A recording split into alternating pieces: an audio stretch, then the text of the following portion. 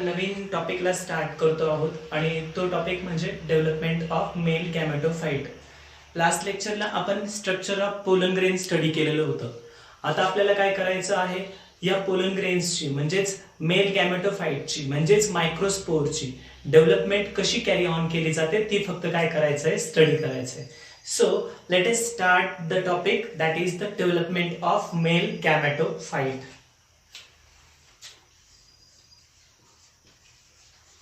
Development of male gametophyte.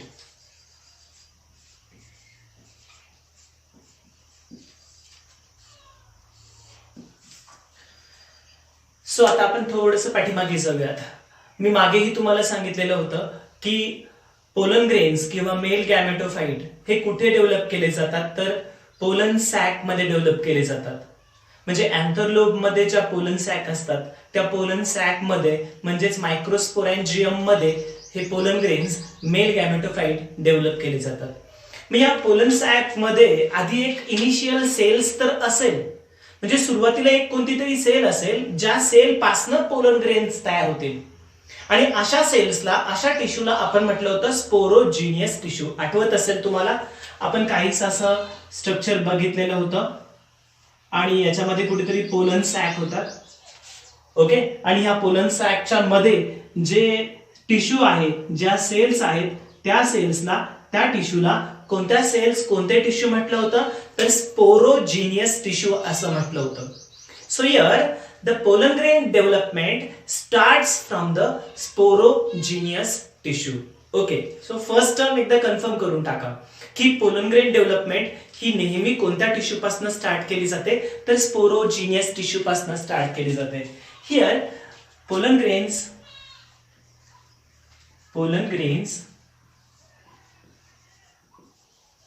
are produced into pollen sac. कशापासनं? From sporogenous tissue. Okay, now we can divide this development of male gametophyte or development of pollen grains into the two stages.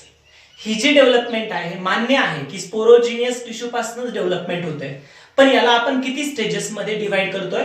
2 stages मध्ये आपण divide करूयात. आता या 2 stages कोणत्या कोणत्या बघा. First step आहे ती म्हणजे डेव्हलपमेंट बिफोर पॉलिनेशन आणि सेकंड स्टेप आहे ती म्हणजे development after pollination. So we can divide the development of male gametophyte into the 2 main stages. That is, first one is development before pollination. What is pollination?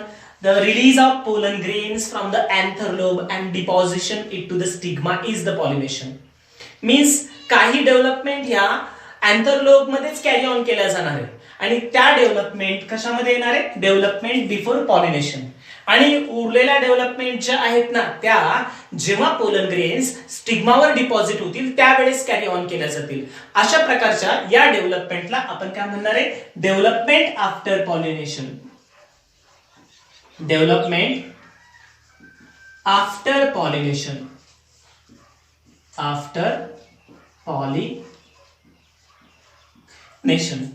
So let us see first, that is the development before pollination. Now here in pollen sac sporogenous tissues are present. Suppose this first cell is nothing but the sporogenous tissue. Okay, ही जी sporogenous cell आहे, sporogenous tissue आहे आणि याच्यापासून pollen grains तयार होणार आहे. So आता ही जी सेल आहेत ना, ही सेल कशी असणार आहे? डिप्लॉइड असणार आहे. So the sporogenous cell is nothing but the diploid cell. Sporogenous sale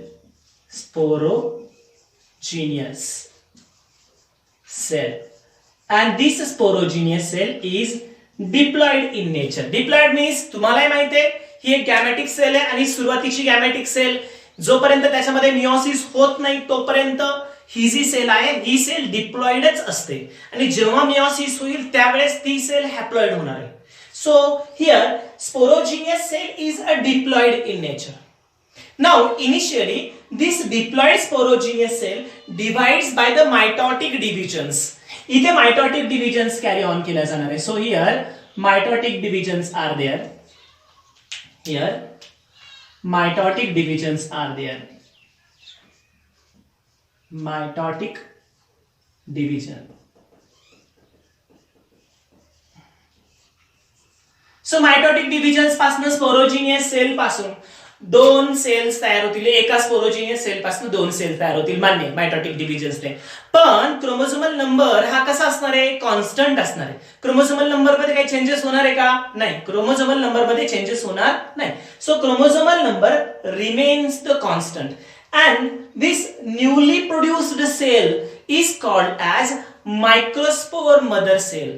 mitotic division झाल्यानंतर इथे ह्या ज्या नवीन सेल्स तयार होणार आहे, खूप साऱ्या सेल्स तयार होणार आहे. मी इथे तुमच्या समोर फक्त एकच सेल ड्रॉ केलेली आहे, नाहीतर तुमच्यापैकी काही लोक कन्फ्युज होतील की सर मायटॉटिक डिव्हिजन्स नंतर तर इथे दोन सेल्स तयार व्हायला पाहिजे होत्या, बरोबर. मग दाखवताना मी फक्त काय घेतली आहे, एक सेल घेतलेली आहे. ओके. सो ही जी सेल आहे नवीन प्रोड्यूस झालेली सेल, त्या सेलला आपण काय म्हणणार, मायक्रोस्पोर मदर सेल असं म्हणूयात. कोणती cell, microspore mother cell. Why it is called as a microspore mother cell, because this is the cell which is going to be divide into the microspore. ही cell microspore मध्ये divide होणार आहे म्हणून याला mother cell म्हटलंय, microspore mother sale.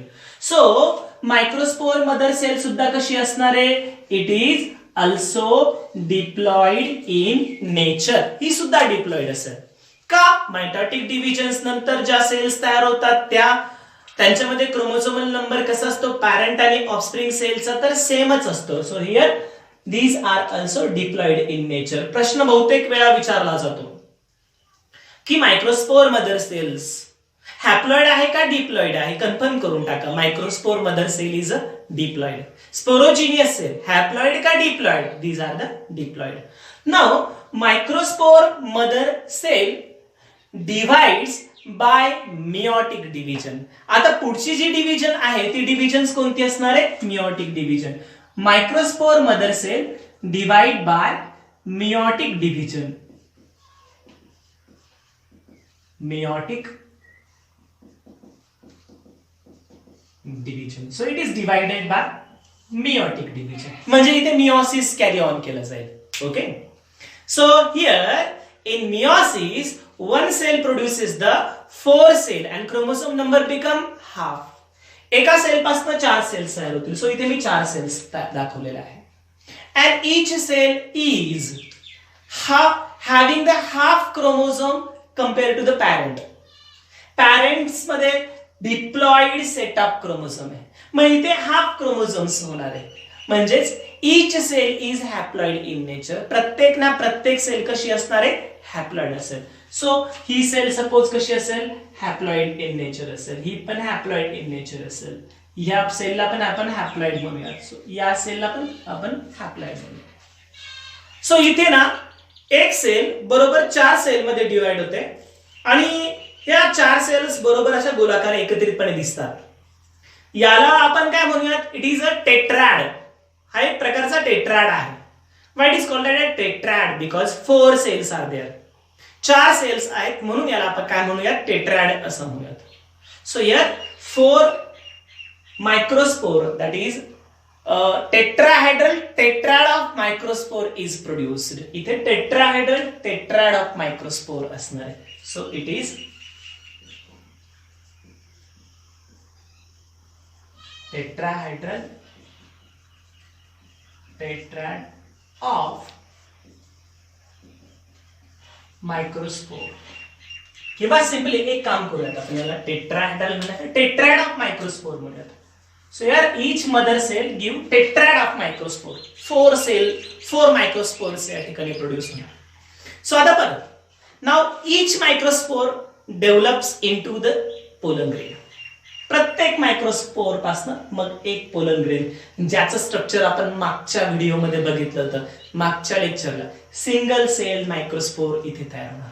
प्रत्येक microspore पासून एक पोलन ग्रेन्स म्हणजेच सिंगल सेल पोलन ग्रेन्स या ठिकाणी काय होणार आहे, प्रोड्यूस होणार. सो दाखवताना मी इथे बघा, तुमच्यापैकी काहींचं कन्फ्युजन होऊ शकतं. सर तुम्ही इथे 4 सेल्स दाखवलेले आहेत आणि इथे एकच सेल दाखवत. सो इथे काय नेमकं होणार काय, एक सेल फक्त एका सेलचं डेव्हलपमेंट मी दाखवतोय, एका मायक्रोस्पोरचं डेव्हलपमेंट दाखवतोय.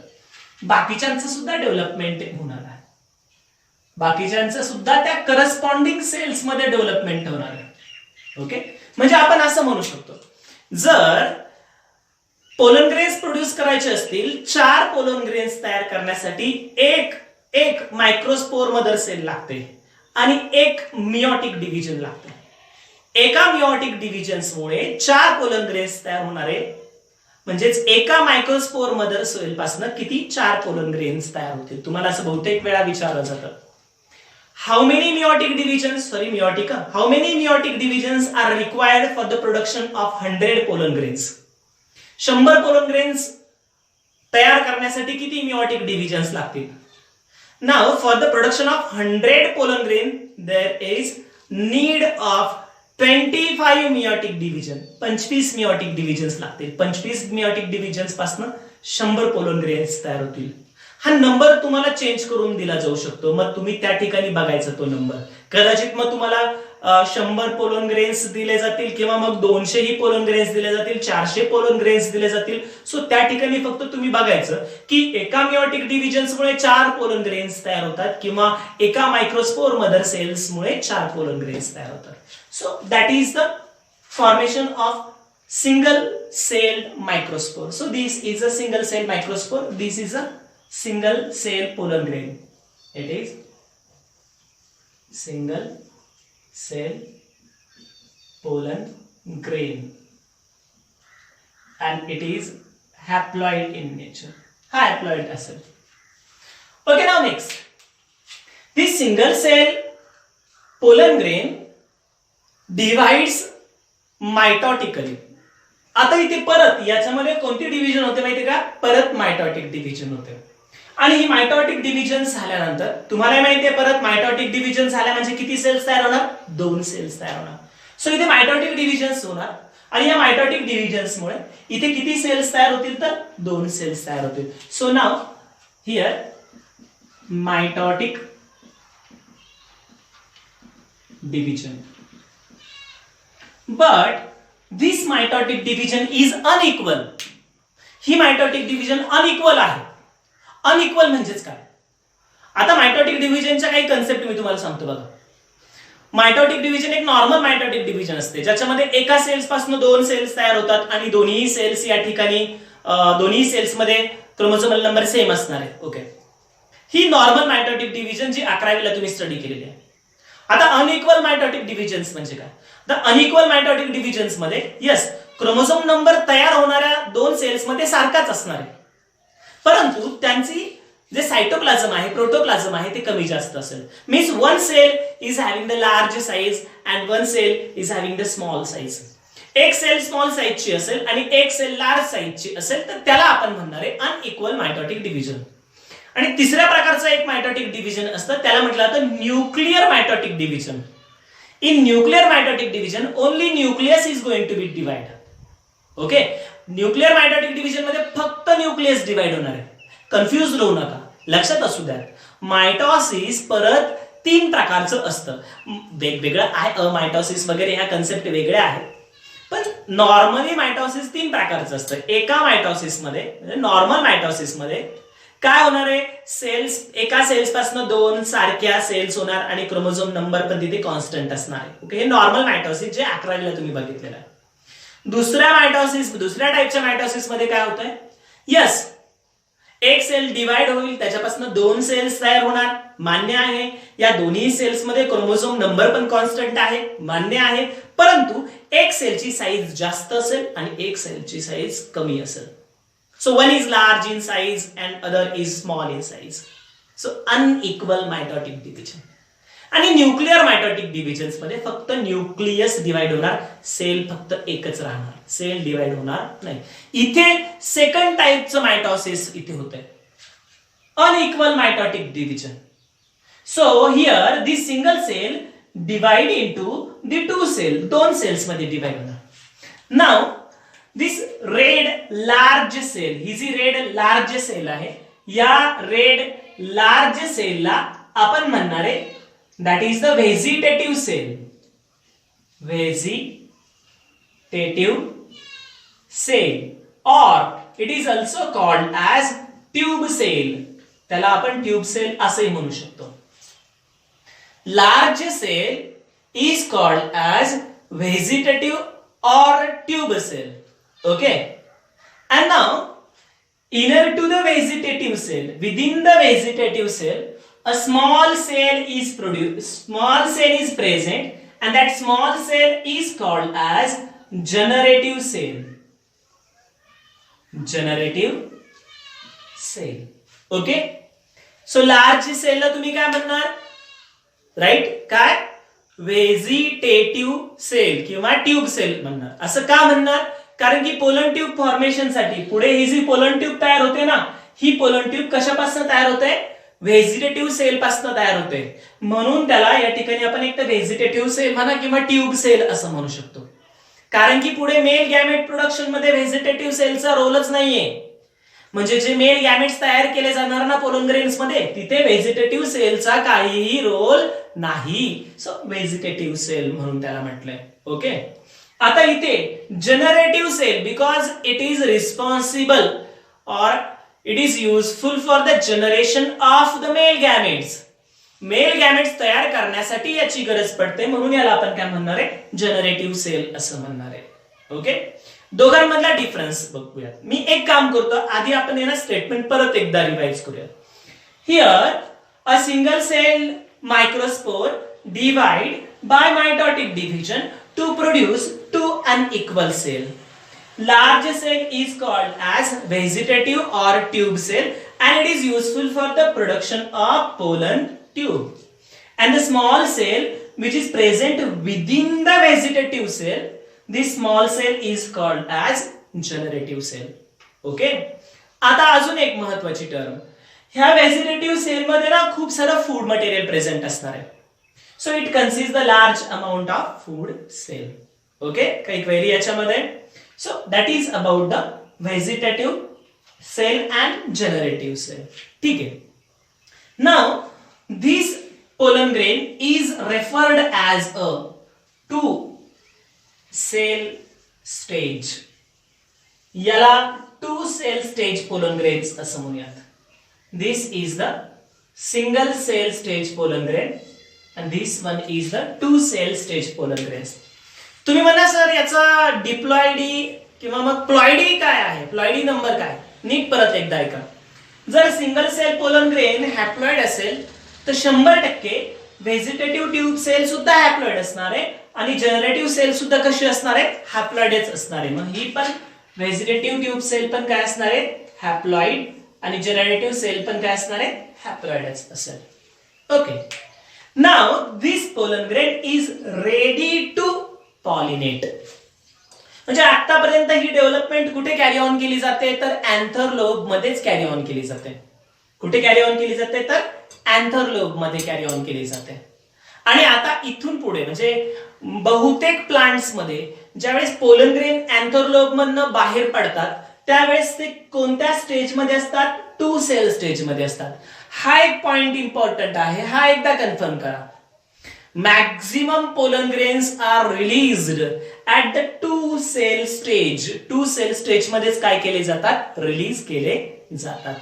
Okay, this is the development before pollination.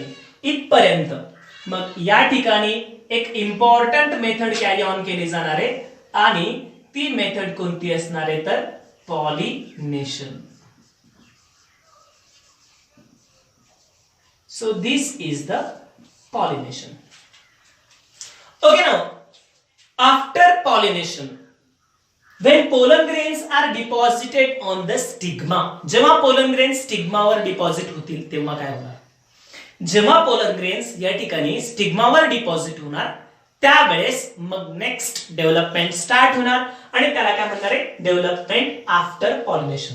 म्हणजे आपण असं म्हणू शकतो जे जे पोलन ग्रेन्स स्टिग्मावर डिपॉझिट होतील त्या पोलन ग्रेन्स मध्येच ही सेकंड डेव्हलपमेंट स्टार्ट होणार आहे, डेव्हलपमेंट आफ्टर पॉलिनेशन. तुमच्या माहितीसाठी सांगतोय एखाद्या फ्लावर मध्ये हजारो किंवा मिलियन्स ऑफ पोलन ग्रेन्स तयार केले जातात आणि त्याच्यातले क्वचित पोलन ग्रेन्स स्टिग्मावर डिपॉझिट होतात. मग काही पोलन ग्रेन्स कदाचित बाजूला कुठेतरी अस्तव्यस्त पडत असतील. मग जे पोलन ग्रेन्स जर समजा बाजूला अस्तव्यस्त कुठेतरी मातीवर वगैरे पानांवर वगैरे पडत असतील त्या पोलन ग्रेन्स मध्ये ही स्टेज असणारच नाही. Okay, this stage start only when the pollen grains are deposited on the stigma or particular environment is available for the pollen grains. Okay, lab मध्ये पण आपण ही स्टेज स्टार्ट करू शकतो, पण मॅक्झिमम टाइम या ठिकाणी ज्या वेळेस पोलन ग्रेन्स स्टिग्मावर डिपॉझिट होणार त्याच वेळेस ही second stage of development start होणार. Okay, when pollen grains deposit on the stigma, then it absorbs the watery and sugary substance present on the stigma. स्टिग्मावर जो वॉटरी आणि शुगरी सबस्टन्स असतो तो काय केला जातो, ऍब्सॉर्ब केला जातो. ओके, काय केला जाणार, ऍब्सॉर्ब केला जाणार. आणि तो शुगरी आणि वॉटरी सबस्टन्स जेव्हा पोलन ग्रेन्स ऍब्सॉर्ब करणार, साहजिकच आहे हा जो पोलन ग्रेन्स आहे या पोलन ग्रेन्सच्या आतमध्ये टर्गार प्रेशर डेव्हलप होणार आहे. विचार करा, तुम्ही म्हणणार सर स्पोरोपोलेनिन नावाचं एन्झाईम प्रेझेंट आहे पोलन ग्रेनच्या भोवती, राईट. मग पोलन ग्रेन्स त्या स्टिग्मावर पडल्यानंतर त्या स्टिग्मावर प्रेझेंट असणारा वॉटरी आणि शुगरी सबस्टन्स त्या पोलन ग्रेन मध्ये कसे काय एंट्री करणार. यस, त्याच्यासाठी काही ऍपर्चर्स प्रेझेंट आहेत. त्या ऍपर्चर्सला आपण एक स्पेसिफिक नाव दिलं होतं आणि त्यांना आपण जर्म पोर्स म्हटलं होतं. यस, हे जे जर्म पोर्स आहेत, इथे हे जे जर्म पोर्स आहेत, ह्या जर्म पोर्स थ्रू इथे कुठेतरी शुगरी आणि वॉटरी सबस्टन्स काय करणार, एंट्री करणार आहे पोलन ग्रेन्स मध्ये.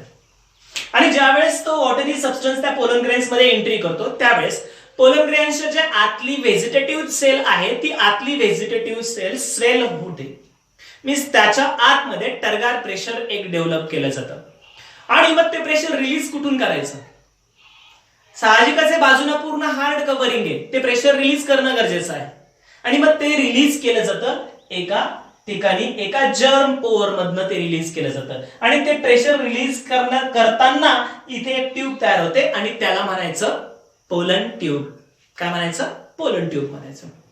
ओके, तुम्ही कधीतरी बघितलं असेल आपलं सायकलचं टायर असेल किंवा गाडीचं टायर असेल, जेव्हा आपण त्याला हवा वगैरे भरतो ट्यूबला, आता सध्या तर ट्यूबलेस टायरच असतात, पण ट्यूब असणारं टायर जे असतं ते जेव्हा आपण ट्यूबमध्ये हवा भरतो त्यावेळेस ते ट्यूब जे आहेत ना त्या टायरच्या बाहेरच्या बाजूला प्रेशर अप्लाय करतात. ओके, ठीक आहे. पण जर समजा ते टायर जे आहेत त्या टायरला कुठेतरी ऍपर्चर असेल, तिथे कुठेतरी ओपनिंग असेल, ते टायर कुठेतरी फुटलेलं असेल, ब्रेक झालेलं असेल, आपण जर त्याच्यावर जास्त प्रेशर अप्लाय केलं म्हणजे जास्त हवा त्याच्यामध्ये जर भरली त्या ट्यूबमध्ये तर ते ट्यूब जे आहेत ना त्याचं जे टर्गार प्रेशर आहे ना ते कुठेतरी रिलीज करते आणि ते कुठनं रिलीज करते, त्या ठिकाणी जिथे टायर थोडंसं फुटलेलं आहे त्या ठिकाणं रिलीज करते आणि मग तिथे कुठेतरी बबल लाईक स्ट्रक्चर बाहेर येतं.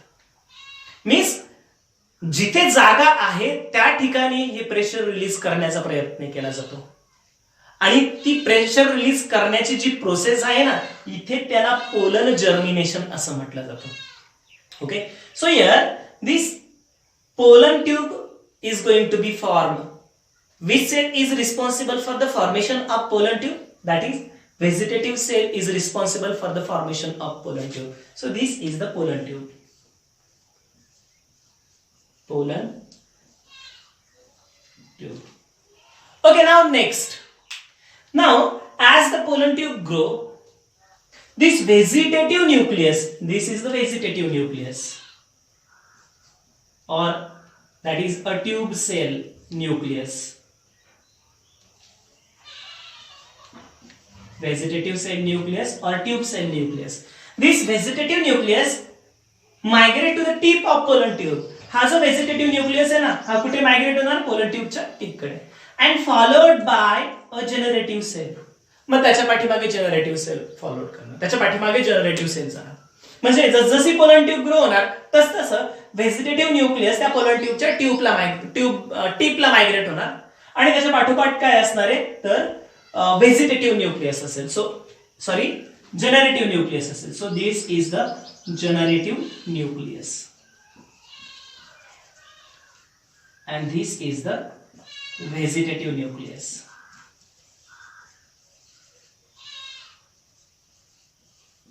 याला आपण एक स्पेशल टर्म म्हटलं होतं, याला आपण सायफोनोगामी असं म्हटलंय, जे आपण डबल फर्टिलायझेशन मध्ये परत एकदा बघूयात. जेव्हा non motile gametes pollen tube सोबत मायग्रेट होतात त्यावेळेस त्या टर्मला आपण सायफोनोगामी असं म्हणतो. ठीक आहे, आपण ते पुढे बघूयात.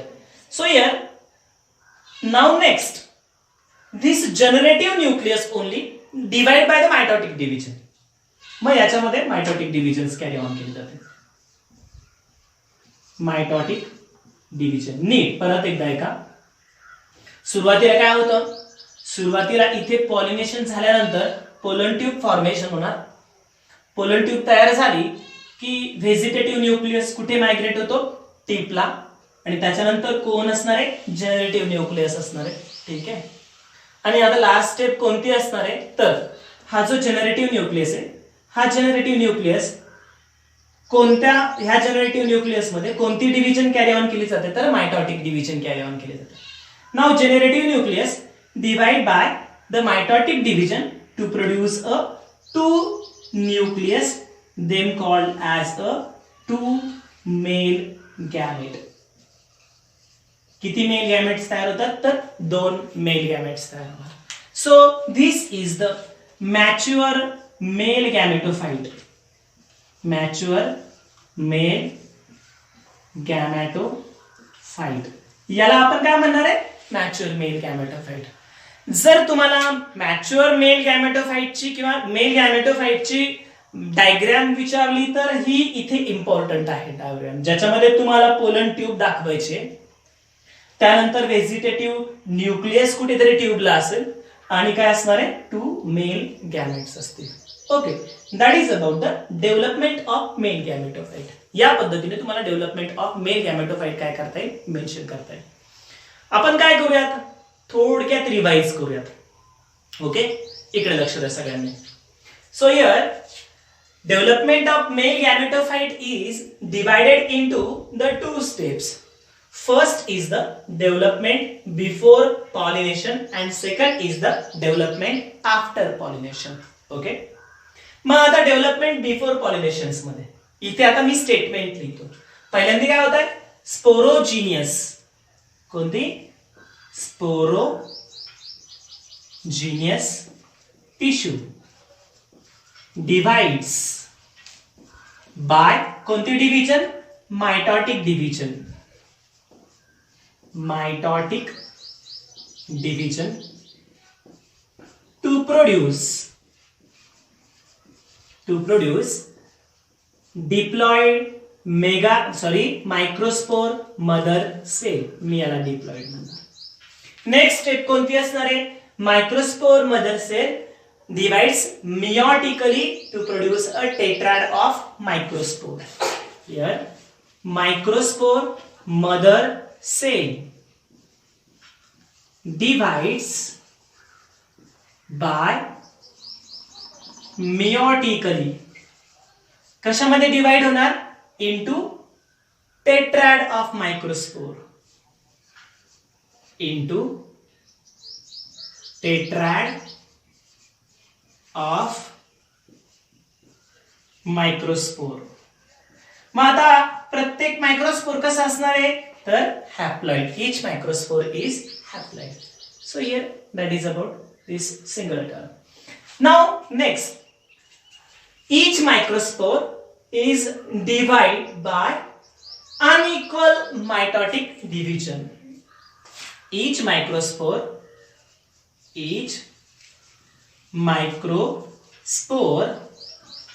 divides by कोणती division, unequal mitotic division.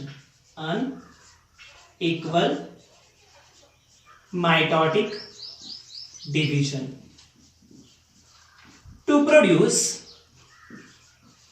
To to produce किती cell? 2 unequal cell. 2 unequal cells. मग 2 अनइक्वल सेल्स कोणत्या आहेत? पहिली सेल कोणती असणार आहे? Vegetative cell. So the first cell is the vegetative cell. Vegetative cell is large असेल and it is having the large amount of food material. It is having the large amount of food material. Next, second cell is the generative cell. Generative cell. Generative cell is a small in size. It is small in size, present within the vegetative cell. Present within vegetative cell.